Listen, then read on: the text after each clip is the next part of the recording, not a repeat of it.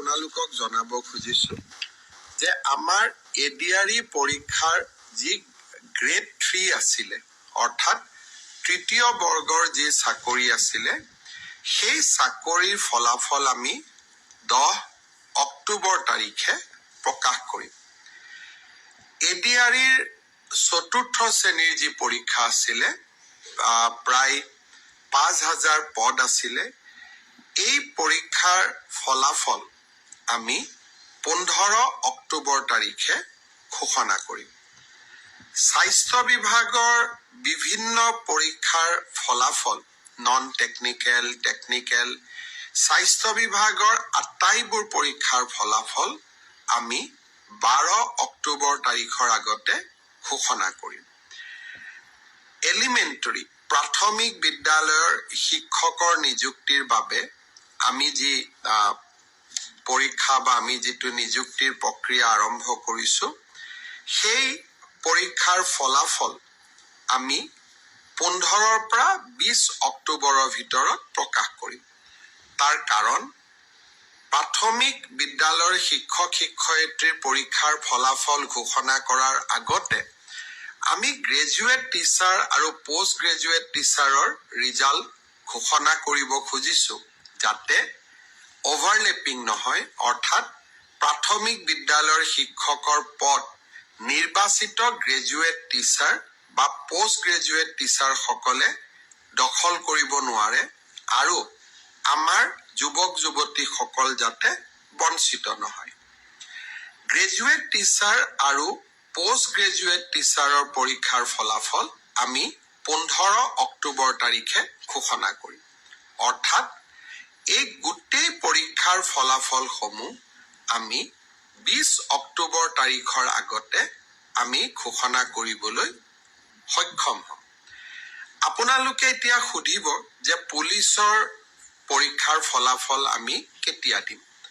Sub ইন্সপেক্টৰৰ result বা fire brigade আদিৰ result আমি 10 অক্টোবৰ তাৰিখে দিম বা তাতকৈ আগতে দিম।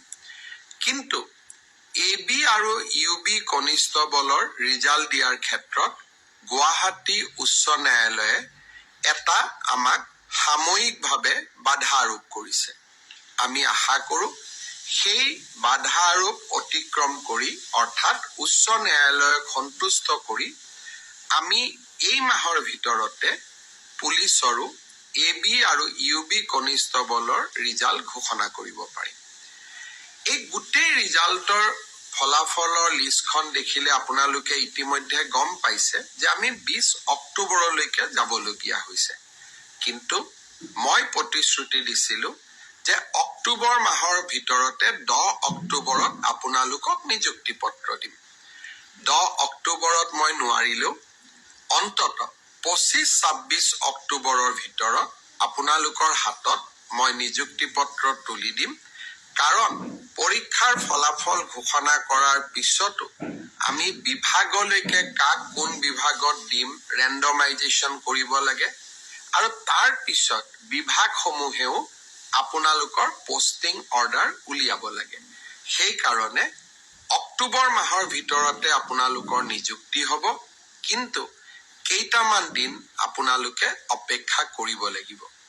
ইয়াৰ কাৰণো আপোনালোকে জানে যোৱা কেইবাটাও দিন ধৰি আমি কোনেও কাম কৰিব পৰা নাই।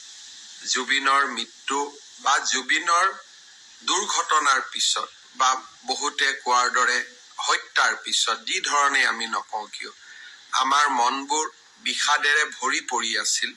কাম কৰিব পৰা কোনেও নাছিল।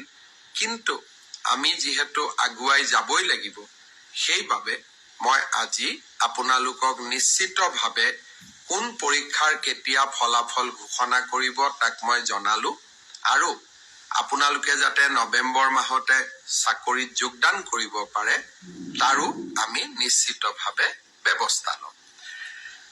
বন্ধু বান্ধৱ